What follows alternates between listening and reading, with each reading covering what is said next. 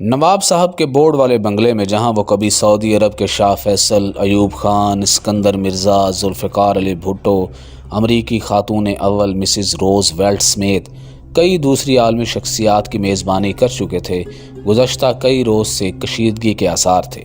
اس کشیدگی کا پتہ بنگلے کے مکینوں کے علاوہ ملازمین کے چہروں سے بھی عیاں تھا۔ سوانح نگار سید صادق حسین شاہ کے مطابق نواب صاحب کے دو بیٹوں نوابزادہ مظفر خان اور نوابزادہ اسد خان کی اپنے والد کے کمرے میں یہ گستاخانہ انٹری اسی کشیدگی کا تسلسل تھی۔ اس کے فوراً ہی بعد باہر سیڑھیوں پر بیٹھے خدا بخش کو کمرے سے تلخ کلامی کی آوازیں سنائی دیں۔ اس کے بعد فائرنگ کی۔ اوئے کی پہ کرندے ہو، ارے کیا کر رہے ہو؟ خدا بخش کے کانوں میں نواب صاحب کا جب یہ جملہ پڑا تو وہ بھی کمرے میں داخل ہو گئے۔ نوابزادہ مظفر نے انہیں بالوں سے پکڑ کر صوفے پر پٹخا اور کہا، کسی کو بتایا تو اس سے بھی برا حشر کروں گا۔ اسی دوران اور ایک ملازم عالم خان کمرے میں داخل ہوا۔ اسے یہ کہہ کر واپس بھیج دیا گیا کہ کمرے سے نکل جاؤ، نواب صاحب کو دورہ پڑ گیا ہے۔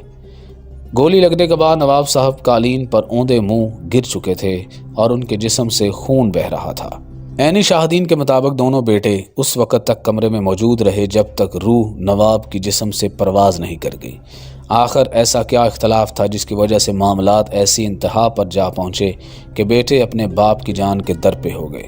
سید صادق حسین شاہ نے کئی برس گزرنے کے بعد یہ سوال نوابزادہ اسد خان سے پوچھا تو اپنے والد کے قتل کے الزام میں نامزد رہنے کے بعد عدم ثبوت کی بنا پر بری ہو چکے تھے۔ نوابزادہ اسد نے سوانح نگار کے سوال کا براہ راست تو کوئی جواب نہ دیا اور کہا کہ ان کے اپنے والد کے ساتھ کوئی اختلاف نہ تھے، البتہ بھائی نوابزادہ مظفر خان کو ان کی پالیسیوں سے کچھ اختلاف تھا جس کا اظہار وہ بربلا کیا کرتے تھے۔ انہوں نے مزید بتایا کہ وقوع کے روز انہوں نے اپنے بھائی کو والد کے کمرے کی طرف جاتے دیکھا تو وہ بھی ان کے پیچھے چلے گئے۔ پہلے خود نواب صاحب یعنی ان کے والد نے فائرنگ کی۔ ایک گولی انہیں یعنی نوابزادہ اسد کے بازو میں لگی اور دوسری قریبی دیوار میں پیوست ہو گئی۔ جواب میں نوابزادہ مظفر نے 5 گولیاں چلائیں۔ نہایت قریب سے چلائی گئی بریٹا پستول کی گولیاں نواب صاحب کی جان لے گئیں۔ نواب صاحب کی وہ کیا پالیسیاں تھیں نوابزادہ مظفر کو جن سے اختلاف تھا؟ مصنف کے مطابق نواب صاحب جن دنوں پنجاب کے گورنر تھے، ریاست کالا باغ کا تمام تر انتظام ان کے بیٹوں کے ہاتھ میں آ گیا، جس کے نتیجے میں ضلع میاں والی میں جبر کی فضا قائم ہو گئی اور نواب زادگان نے سیاسی مخالفین کو زور زبردستی راستے سے ہٹا دیا یا مخالفین کو جان سے ہاتھ دھونے پڑے۔ نواب صاحب گورنر کا منصب چھوڑ کر واپس کالا باغ پہنچے تو اس صورتحال کو انہوں نے اپنے لیے ناخوشگوار پایا۔ انگریزی اخبار دی نیشن نے اپنی ایک تحقیقاتی رپورٹ میں وراثت کی تقسیم سے متعلق اختلافات کا بھی ذکر کیا، جن کے مطابق نواب صاحب نے کچھ ایسے اشارے دیے تھے کہ وہ اپنی جائیداد اپنے بیٹوں کو منتقل کرنے کے بجائے براہ راست اپنے پوتوں کے نام کر دیں گے، یعنی اختلاف تھا جو ان کی جان لے گیا۔ یہ شخص جو یوں ایک صبح بے بسی کے ساتھ مارا گیا، کبھی اتنا طاقتور تھا کہ مغربی پاکستان میں اس کی اجازت کے بغیر پتہ تک نہیں ہلتا تھا۔ یہ شخص سیاست میں نہیں آنا چاہتا تھا، لیکن یہ دیکھ کر کہ اس کے زمانے کے وزیر اعلیٰ نواب افتخار حسین ممدوٹ اراکین اسمبلی کے سوا کسی دوسرے کو ملاقات کا وقت ہی نہیں دیتے، وہ انتخاب لڑ کر اسمبلی میں پہنچ گئے، لیکن بعد میں حکومت نے انہیں وزیر بنانا چاہا تو ان کی انا آڑے آئی۔ یہ اس زمانے کی بات ہے جب سکندر مرزا ملک کے صدر اور ایوب خان سیاہ و سفید کے مالک تھے۔ بینون ملک جاتے ہوئے سکندر مرزا سے کہہ گئے کہ نواب آف کالا باغ کو مرکز میں وزیر بنا لیا جائے۔ یہ پیشکش ان تک پہنچ گئی تو کہا کہ میرے لیے یہ ممکن نہیں کہ ٹکے ٹکے کے ممبران اسمبلی کے سوالوں کا جواب دوں اور بات بات پر جناب اسپیکر کی گردان کروں۔ تاہم ایوب خان نے اقتدار پر قابض ہونے کے بعد انہیں گورنر مغربی پاکستان بننے کی پیشکش کی تو اسے قبول کرنے میں انہیں کوئی تعامل نہ ہوا۔ یہ منصب ان کے مزاج کے مطابق تھا، کیونکہ انہیں یہاں کسی کو جواب نہیں دینا تھا، سب ان کے سامنے جواب دے تھے۔ پنجاب کا یہ جدی پشتی جاگیردار اقتدار کے ایوان میں داخل ہوا تو اس کے انداز بڑے جداگانہ تھے۔ انہوں نے پابندی عائد کر دی کہ خاندان کا کوئی شخص بھی گورنر ہاؤس میں داخل نہیں ہوگا۔ ایک بار کوئی سفر درپیش تھا، صورتحال کچھ ایسی بنی کہ ان کے ایک صاحبزادے کو ان کی گاڑی میں بیٹھنا پڑا۔ انہوں نے پچھلی سیٹ کا دروازہ کھول کر والد کے برابر بیٹھنا چاہا تو انہیں وہاں سے ہٹا دیا اور کہا کہ یہ جگہ ملٹری سیکٹری کی ہے، تم اگلی نشست پر ڈرائیور کے ساتھ بیٹھو۔ گورنر مغربی پاکستان کی حیثیت سے صوبے کے تمام امور پر ان کی گرفت انتہائی سخت تھی۔ یہ شہرت ملکہ برطانیہ تک پہنچی تو انہوں نے کہا کہ جنگل کا شیر بھی نواب کا کہنا ماننے پر مجبور ہے۔ ان کی مؤثر ایڈمنسٹریشن کا راز یہ تھا کہ وہ اہم عہدوں پر تعیناتی کے لیے افسران کا انٹرویو خود کرتے، خاندانی پس منظر اور ان کی کئی پشتوں تک کے بارے میں آگاہی حاصل کرتے۔ افسروں کے انتخابات میں ان کے احتیاط کو دیکھتے ہوئے کسی نے ان سے کچھ سوال کیا تو کہا ہم لوگ تو گھوڑا اور کتا خریدتے ہوئے بھی شجرا دیکھتے ہیں، یہ تو ملک کا معاملہ ہے۔ ایک بار پی ایم اے کے کیڈٹس کے انتخاب پر بھی اس قسم کا تبصرہ کرتے ہوئے کہا کہ مجھے خدشہ ہے کہ آنے والے دنوں میں عسکری قیادت کا معیار کمزور ہو جائے گا۔ سول افسروں کی طرح فوجی افسران کے بارے میں وہ خاصی معلومات رکھتے تھے۔ انہیں جب معلوم ہوا کہ ایوب خان یحییٰ خان کو فوج کا سربراہ بنانے والے ہیں تو کہا کہ یہ ان کی عظیم ترین غلطی ہوگی کیونکہ وہ شرابی اور عیاش آدمی ہیں۔ جنرل سرفراز کہتے تھے کہ یحییٰ کی جگہ انہیں یہ منصب ملنا چاہیے۔ اس مقصد کے لیے وہ نواب صاحب کی مدد کے طلبگار بھی ہوئے، لیکن ان کے بارے میں نواب صاحب کی رائے مثبت نہیں تھی۔ ان کا خیال تھا کہ سن 1965 کی جنگ میں لاہور کے محاذ پر ان کی کارکردگی اطمینان بخش نہیں تھی۔ صوبے کے حالات سے آگاہی کے لیے انہوں نے تمام متعلقہ افسروں کو ہدایت کر رکھی تھی کہ وہ اپنے محکمے اور علاقے کے تمام تر معلومات براہ راست گھر کے پتے پر انہیں روانہ کیا کریں۔ صوبے کے حالات کے بارے میں اس طرح کی رپورٹیں اور اپنے نام آنے والے تمام خطوط وہ اپنے ہاتھ سے کھولتے، براہ راست احکامات جاری کرتے اور ان احکامات پر ہونے والی پیش رفت سے ذاتی طور پر آگاہ رہتے۔ اس مقصد کے لیے انہوں نے ذاتی طور پر ایک نظام قائم کر رکھا تھا۔ ان کی کارکردگی اور حالات سے واقفیت سے حیران ہو کر لوگ ان سے سوال کیا کرتے تھے کہ یہ سب آپ کیسے معلوم ہو جاتا ہے؟ وہ کہا کرتے کہ یہ باتیں مجھے میرا جن بتاتا ہے۔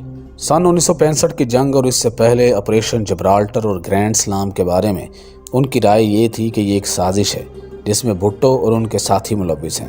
ان آپریشنوں اور جنگ کے بارے میں وہ سمجھتے تھے کہ ان کی جنگ سے نہ صرف ملک نقصان میں رہے گا بلکہ ایوب خان کا اقتدار بھی کمزور ہو جائے گا۔ ایوب خان کے سیکرٹری اطلاعات الطاف گوہر نے لکھا ہے کہ جنگ کے زمانے میں نواب صاحب منظر سے غائب ہو گئے تھے، لیکن دوسری طرف اس کے بالکل متضاد اطلاعات بھی موجود ہیں۔ ان کے سوانح نگار نے جنرل شیر علی کے حوالے سے لکھا ہے کہ ایک بار وہ ہیلی کاپٹر میں جنگ زدہ علاقے کا دورہ کر رہے تھے کہ زمین پر انہوں نے ایک سویلین کو فوجیوں کے ساتھ باتیں کرتے دیکھا۔ یہ منظر حیرت انگیز تھا، لہٰذا انہوں نے ہیلی کاپٹر اتروا کر صورتحال کا جائزہ لینے کا فیصلہ کیا۔ معلوم ہوا کہ وہ تو نواب آف کالا باغ ہیں جو فوجیوں میں بسکٹ تقسیم کر رہے تھے، سوجی، السی اور دیسی گھی سے بنے ہوئے۔ یہ بسکٹ انہوں نے خصوصی طور پر اپنے گھر میں تیار کرائے تھے۔ جنرل شیر علی نے یہ دیکھ کر متاثر ہوئے اور انہوں نے کہا کہ قوم کو آپ جیسے لیڈروں ہی کی ضرورت ہے۔ نواب صاحب نے جواب دیا کہ جنگیں ہمیشہ قوموں کے جذبے سے لڑی جاتی ہیں اور میں بھی اسی قوم کا ایک فرد ہوں۔ اسی جنگ کے دوران ایوب خان نے انہیں مشورہ دیا کہ حفاظت کے پیش نظر وہ گورنر ہاؤس سے ملٹری ہاؤس میں منتقل ہو جائیں، جس پر انہوں نے کہا کہ وہ جوانوں کو محاذ پر بھیج کر میں خود چھپ کر بیٹھ جاؤں، یہ میرے لیے ممکن نہیں۔ یہ جنگ کے بالکل ابتدائی دنوں کی بات ہے کہ انہوں نے تاجروں کو طلب کیا اور یہ لوگ گورنر ہاؤس کے دربار ہال میں جمع ہو گئے جہاں وہ وسط میں صرف ایک کرسی رکھی تھی۔ تاجروں کا وفد ہال میں آ کر کھڑا ہوا تو کچھ دیر کے بعد وہ ہال میں آئے اور وہاں موجود واحد کرسی پر بیٹھ کر کہا کہ لمبی چوڑی گفتگو کی گنجائش نہیں ہے، یہ جنگ کا زمانہ ہے اور قربانی کا وقت ہے۔ اگر کسی نے اشیاء ضرورت ذخیرہ کی یا مقررہ نرخ سے زیادہ پر فروخت کی تو ذخیرہ شدہ سامان عوام میں تقسیم اور دکان مستقل طور پر سیل کر دی جائے گی۔ جنگ ہی کے دنوں میں ایک بار سیکیورٹی کے بغیر وہ بازار پہنچ گئے۔ انہیں اطلاع ملی تھی کہ کوئی تاجر مقررہ نرخ سے زیادہ پر گندم فروخت کر رہا ہے۔ اسے کہا تم شاید یہ سمجھتے ہوگے کہ امیر محمد جنگ میں مصروف ہے اور تم منمانی کر لوگے۔ میری مونچھوں کو تاؤ آنے سے پہلے نرخ اپنی جگہ پر آ جائے، ورنہ ایسی سزا دوں گا کہ دنیا یاد کرے گی۔ اس کے بعد پورے صوبے سے ایسی کوئی شکایت نہ آئی۔ سن 1962 میں ایوب خان نے جب کنونشن لیگ بنائی تو رکنیت کا فارم بھر کر سب سے پہلے خود انہوں نے ہی اس کی رکنیت اختیار کی۔ اس موقع پر معروف سیاسی رہنما راؤ عبدالجبار نے نواب صاحب سے کہا کہ آپ بھی فارم بھر دیں۔ انہوں نے یہ سنا، مسکرائے اور کہا کہ مجھے اس گندگی میں نہ گھسیٹے۔ ایوب خان نے یہ بات سن لی اور کہا کہ نواب صاحب یہ آپ نے کیا کہا؟ وہ پھر مسکرائے اور کہا کہ جناب صدر، گورنر تو سرکاری ملازم ہوتا ہے، اسے سیاست سے دور رہنا چاہیے۔ ایوب خان یہ سن کر خاموش ہو گئے، ورنہ وہ بھی جانتے تھے کہ نواب صاحب کے انکار کا مقصد کیا تھا۔ نواب صاحب کو مسلم لیگ میں پھوٹ ڈال کر ایک نئی جماعت کا قیام ناپسندیدہ تھا۔ نواب صاحب کنونشن لیگ میں تو اگرچہ شریک نہ ہوئے، لیکن تاریخ یہ بھی بتاتی ہے کہ صدارتی انتخاب میں بانی پاکستان کی ہمشیرہ فاطمہ جناح کو شکست دوچار کرنے کے جوڑ توڑ میں وہ پوری طرح شریک رہے۔ دل و جان سے ایوب خان کا ساتھ دینے کے باوجود وہ ان سے برملا اختلاف بھی کیا کرتے تھے۔ سن 1963 میں جماعت اسلامی کے ایک جلسے میں فائرنگ ہو گئی، جس میں ایک کارکن اللہ بخش جاں بحق ہو گئے۔ ان کے سوانح نگار کے مطابق اس واقعے نے انہیں الجھن میں مبتلا کر دیا تھا، کیونکہ مولانا مودودی سے ان کے دوستانہ تعلقات تھے۔ چنانچہ بانی جماعت کے نام ایک خط میں انہوں نے لکھا کہ اس طرح کی حرکتیں نئے سیاستدانوں، اشارہ ایوب خان کی طرف تھا، کی ہیں، میرا یہ طریقہ کار نہیں ہے۔ اس سلسلے میں انہوں نے ایوب خان کو بھی ایک خط میں لکھا کہ حزب اختلاف کے ساتھ ایسے سلوک سے قانون کی دھجیاں اڑ جائیں گی۔ جماعت اسلامی کی تاریخ کے ماہر پروفیسر سلیم منصور خالد اس کہانی سے اتفاق نہیں کرتے۔ وہ مولانا مودودی کی ایک تقریر کا حوالہ دیتے ہیں جس میں انہوں نے نواب صاحب کا نام لے کر کہا تھا کہ انہوں نے دھمکی دی تھی کہ وہ جماعت کا ایسا حشر کریں گے کہ لوگ مصر کے صدر ناصر کے ہاتھوں اخوان المسلمین پر مظالم کو بھول جائیں گے۔ جماعت کے سابق امیر میاں طفیل محمد نے بھی پروفیسر صاحب کے ایک انٹرویو میں انکشاف کیا تھا کہ اس زمانے میں حکمران چاہتے تھے کہ جماعت اسلامی کو رد عمل میں مبتلا کر کے احتجاج پر مجبور کیا جائے تاکہ اس کے خلاف کارروائی کی جا سکے۔ اس اختلاف کے باوجود پروفیسر خالد تصدیق کرتے ہیں کہ نواب صاحب مولانا کی کتابوں کے مستقل قاری اور ان کے حقیقی مجلے یعنی کہ ترجمہ القرآن کے خریدار تھے۔ ایوب خان سے اختلافات اور گورنر مغربی پاکستان کے منصب سے استعفیٰ ایک ایسا واقعہ ہے جس سے نواب کالا باغ کے زوال کی ابتدا ہوئی۔ دونوں رہنماؤں کے درمیان کشیدگی کی ابتدا اس واقعے سے ہوئی جب نواب صاحب نے ایوب خان کو کراچی میں گوہر ایوب کی سیاسی اور غیر سیاسی سرگرمیوں کی طرف متوجہ کیا، جس پر ایوب خان نے جھنجھلا کر کہا کہ کیا میری اولاد کو پاکستان میں رہنے کا کوئی حق نہیں؟ دوسرا واقعہ ان کے علاقے کی ایک خاتون کے اغوا کا تھا جس میں ایوب خان کے عزیز ملوث تھے۔ نواب صاحب نے یہ بات براہ راست ایوب خان سے کہی۔ کچھ دنوں بعد لڑکی تو واپس آ گئی، لیکن دونوں خاندانوں کے درمیان سرد جنگ شروع ہو گئی۔ اس سیاسی اتحاد کو سب سے بڑے ذکر کراچی کے ایک ضمنی انتخاب سے پہنچی، جس میں ایوب خان کے امیدوار حبیب اللہ خان تھے، جبکہ نواب صاحب بلوچستان کے قوم پرست رہنما میر غوث بخش بزنجو کی حمایت کر رہے تھے۔ بزنجو صاحب انتخاب جیت گئے، جس سے ایوب خان کو بہت رنج پہنچا۔ اس کے بعد ان دونوں کے درمیان دوریاں بڑھتی چلی گئی۔ نواب صاحب اس نتیجے پر پہنچے کہ انہیں حکومت سے علیحدہ ہو جانا چاہیے۔ الطاف گوہر لکھتے ہیں کہ ایک واقعہ ایوان صدر میں ایوب خان کے ٹیلی ویژن انٹرویو کے لیے کیمرے لگائے گئے۔ ایوب خان ایک ایسی جگہ پر بیٹھے تھے جس کے پس منظر میں نواب صاحب کی تصویر بھی آتی۔ نواب صاحب چونکہ اس وقت مستعفی ہو چکے تھے، اس لیے ان کی تصویر ہٹا دی گئی۔ ایوب خان نے جب یہ دیکھا کہ تصویر اپنی جگہ پر نہیں تو تصویر اپنی جگہ پر رکھنے ہدایت کی۔ اس موقع پر دھیمی آواز میں انہوں نے ایک جملہ کہا، تنداں ٹوٹیاں جڑدیاں نہیں، ٹوٹے ہوئے رشتے دوبارہ استوار نہیں ہوتے۔ ایک طرف نواب آف کالا باغ کے بارے میں ایوب خان کا یہ رویہ، دوسری طرف انہی کے اماں پر گورنر جنرل موسیٰ خان ریٹائرڈ نے ضلعی انتظامیہ اور خاص طور پر پولیس کو یہ ہدایت کر دی تھی کہ ان کے کام نہ کیے جائیں اور انہیں پروٹوکول تو بالکل نہ دیا جائے۔ گویا نواب آف کالا باغ کو سیاسی طور پر غیر مؤثر کرنے کے لیے منظم طریقے سے کام شروع کر دیا گیا۔ نواب صاحب کے قتل کے بعد صورتحال بدل گئی۔ ان کے خاندان کی گرفت اگرچہ کالا باغ کی سیاست پر تا دیر برقرار رہی، لیکن ان کے مخالفین مزید متحرک اور منظم ہو گئے۔ نواب صاحب کے زمانے میں جس کا تصور بھی نہیں کیا جا سکتا تھا۔ کالا باغ کے نواب زادگان کے خلاف سب سے مؤثر سیاسی تبدیلی اس علاقے میں پیپلز پارٹی کے قیام کی صورت میں رونما ہوئی۔ نواب زادگان نے اعلان کیا کہ اگر یہاں کسی نے پیپل پارٹی کا جھنڈا لہرایا تو اسے سبق سکھا دیا جائے گا، لیکن بعد میں وہ خود ہی پیپلز پارٹی میں شامل ہو گئے۔ اس موقع پر پیپلز پارٹی کے پرانے اراکین نے اعلان کیا کہ وہ ان لوگوں کی پارٹی میں شمولیت کے باوجود ان کے خلاف جد و جہد جاری رکھیں گے۔ سن 1976 میں نواب زادگان کے خلاف اس عوامی لہر کی شدت میں بتدریج اضافہ ہوا، جس کا پہلا سیاسی نتیجہ 1985 کے غیر جماعتی انتخابات میں سامنے آیا۔ ان انتخابات میں نواب صاحب کے صاحبزادے نواب زادہ مظفر خان کے مقابلے میں مقبول خان نیازی بھاری اکثریت سے کامیاب ہوئے۔ सन 1988 के इंतखाबात में जमीयत उलमाए पाकिस्तान के सेक्रेटरी जनरल मौलाना अब्दुस्तार खान नियाजी की कामयाबी से नवाबजादगान की सियासी अहमियत में मज़ीद कमी हुई। कालाबाग के इस ताकतवर खानवादे के ख़िलाफ़ राय आमा को बेदार करने में एक मुकामी तंजीम बगोरची महाज ने भी अहम किरदार अदा किया।